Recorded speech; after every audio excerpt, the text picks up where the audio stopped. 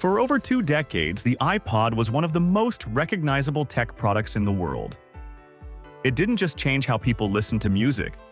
It reshaped the music industry, transformed Apple's business, and introduced millions to the company's ecosystem. From the original click-wheel model to the sleek iPod Touch, it was a device that defined a generation. But by 2022, Apple officially discontinued the last remaining iPod model, quietly, with just a press release and a footnote that they'd be sold while supplies last. No fanfare, no send-off. So why did Apple kill off a product that once sold over 400 million units and helped revive the company in the early 2000s? In this video, we're taking a closer look at how the iPod went from cultural icon to obsolete, and why Apple decided its time was finally up.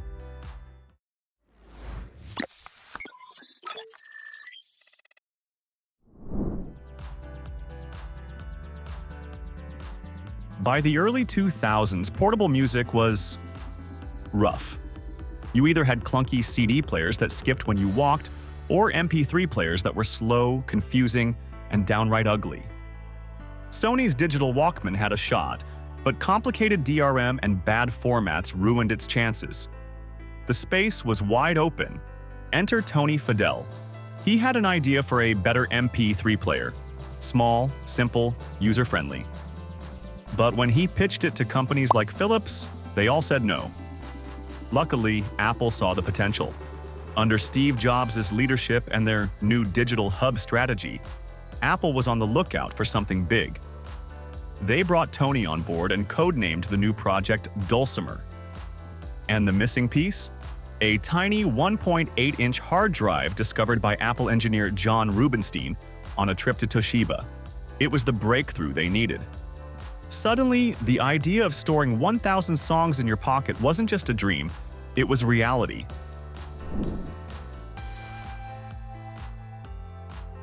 In October 2001, Steve Jobs introduced the iPod. It was sleek, white, had a mechanical scroll wheel, and only worked with Macs using FireWire, but none of that mattered. The pitch was simple and genius. 1,000 songs in your pocket. That alone made people stop and listen, and Apple didn't stop innovating. The iPod quickly became compatible with Windows, got slimmer, gained a color screen, better battery, and even video playback. From there, it evolved into a full product family. You had the pastel-colored iPod Mini, the impossibly thin Nano, the screenless shuffle that clipped to your gym shorts, and of course the iPod Classic with its iconic click wheel and massive storage, perfect for carrying your entire music library. But the iPod wasn't just a product, it was a statement. Those white earbuds, they were instantly recognizable. If you had them in, people knew. You were part of the Apple lifestyle. The iPod made digital music feel premium, and it completely reshaped the way we consumed media on the go.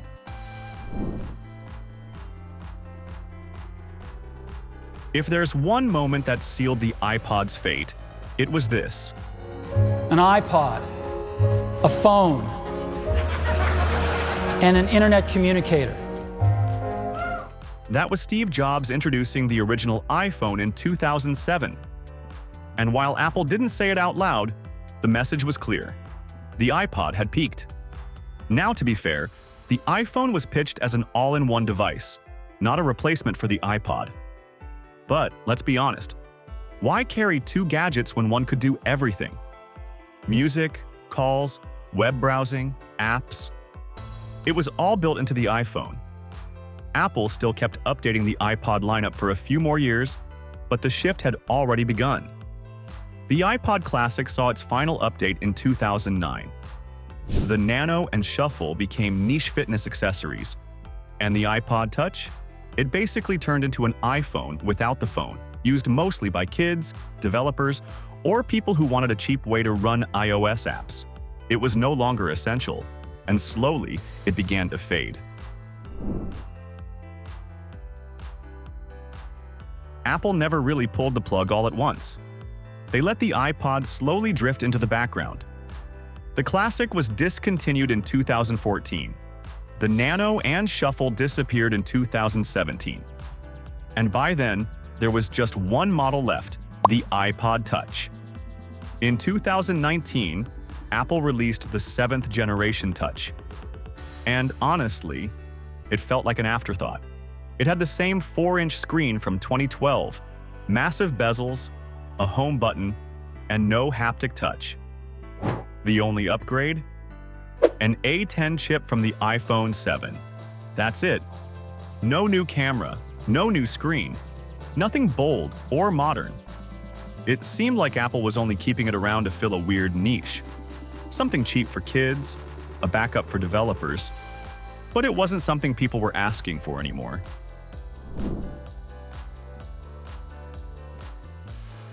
In May 2022, Apple quietly made it official. The iPod Touch was discontinued. The iPod line was over. There was no emotional farewell, no video tribute, no one more thing moment. Just a sentence on the Apple website. The music lives on. And while that's technically true, music does live on in every iPhone, every iPad, every Mac, it felt like Apple didn't want to dwell on the past. They had moved on. And maybe so had the rest of us. So let's be real. The iPod didn't die because it failed. It died because it succeeded. It did exactly what it was meant to do: redefine music for a generation. And then the world evolved. Streaming replaced downloaded libraries. Phones replaced standalone gadgets.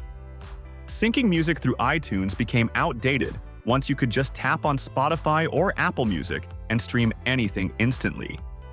The idea of owning music on a little brick in your pocket, that started to feel like work. And Apple knew that. To their credit, they didn't try to stretch the iPod into something weird. There were no awkward redesigns or Frankenstein hybrid products. They just let it ride out. Quietly, naturally. The iPod was more than a music player. It was the foundation for everything Apple is today. The iPhone? Built on the iPod's success. Apple Music? Wouldn't exist without iTunes. Even AirPods and the entire Apple ecosystem all trace their roots back to the click wheel. And while it's sad to see it go, it also makes sense. The world changed. Apple changed. And maybe that's okay. So, would you ever want to see the iPod return in some new form? A retro iPod with modern features? Or is it better left as a piece of tech history? Let us know in the comments. And don't forget to hit that subscribe button. Thanks for watching.